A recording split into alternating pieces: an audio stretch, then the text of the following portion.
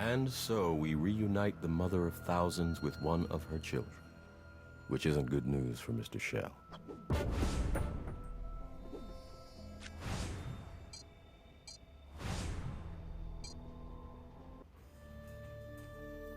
Yeah? I'll see what I can do. Show me the evidence.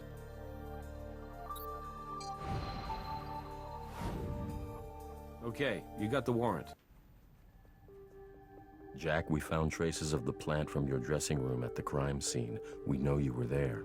That's quite an extraordinary claim, considering it isn't the least bit true. I don't even know where Clarinda lives. Oh, that poor dear. I wasn't aware she had a problem, no.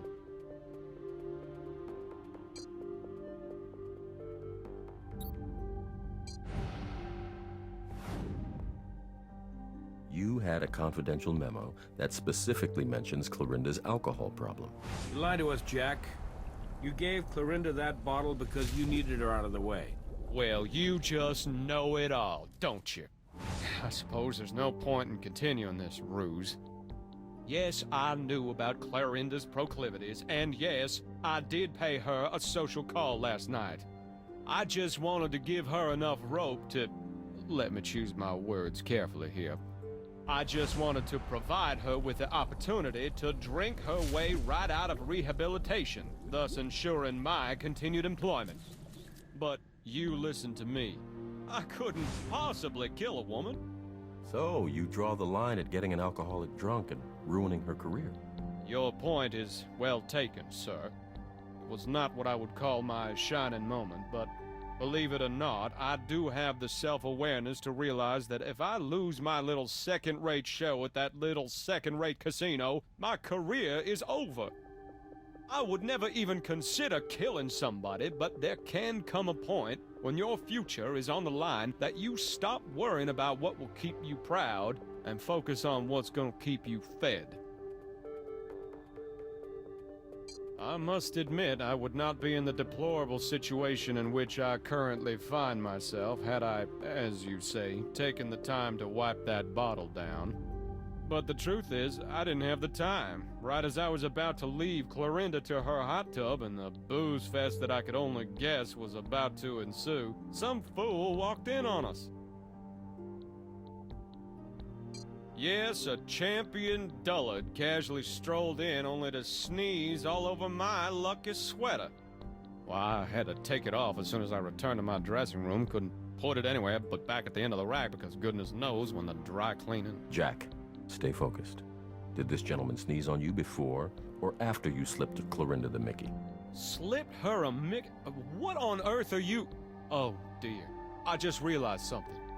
There is something I haven't told you. Getting her drunk wasn't my idea. It was Ernest Goldwasser's. I'm having trouble understanding what Mr. Goldwasser would stand to gain from getting his wife fired. I asked that sneaky son of a gun about the very same thing when he came to me with his plan. He explained it like this.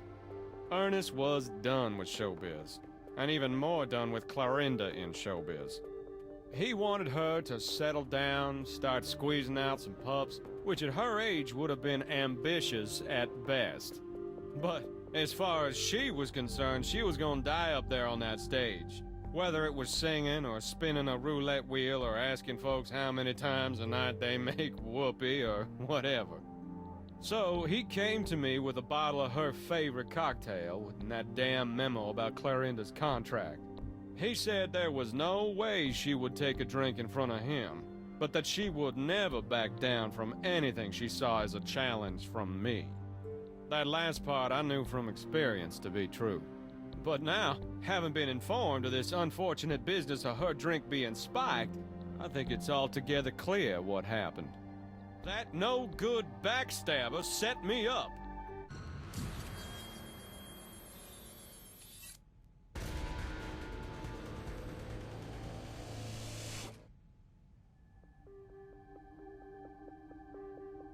Mr. Goldwasser, according to Jack Shell, you wanted to sabotage your wife's career and sobriety so that she would come home and make babies for you.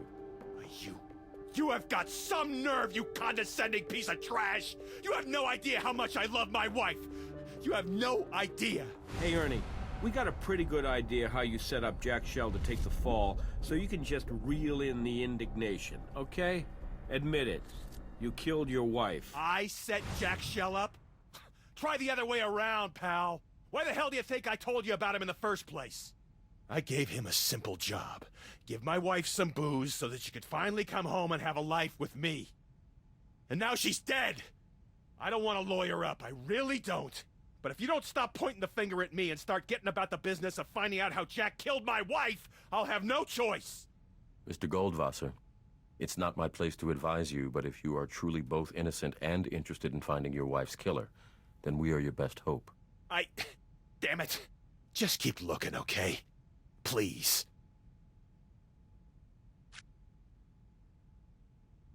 I'll bring him right up to interrogation. Well, I didn't exactly take a picture, but I did get an eyeball full, I suppose. I'd say he was about my height, wiry build, Caucasian, brown hair, and that kinda I look like I just got out of bed, but I really spent an hour on this mop that all the kids are wearing these days.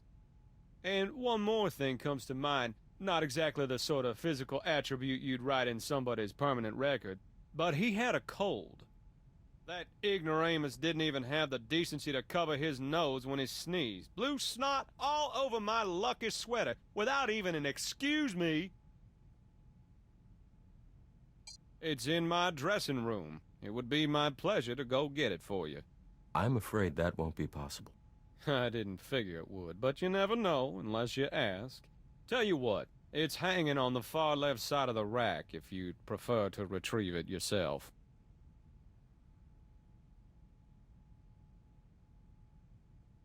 I didn't even know she had a phone to be wiped. Heavens, no. Would you mind trying it on? I don't care much about jewelry, but if it will aid in your investigation, I will acquiesce. I can't speak to its craftsmanship or tastefulness, but the ring fits, I assure you, coincidentally well. Nevertheless, it is most assuredly not my ring. Broken character? I'm at a loss to explain what you might mean by that. I'm impressed as well. You really are a better actor than I was led to believe. Sir, I'll have you know that I have been nothing but genuine during this entire process. There were moments, I'm sad to admit, wherein I was less than truthful, but my manner of presenting myself is anything but affectation. You, sir, are in the presence of a true Southern gentleman of the finest tradition. Do not speak to me of character, either of you, for I'll not have you impinge upon the historical and cultural sanctity of my upbringing. Jack, we know you were born and raised in the Bronx.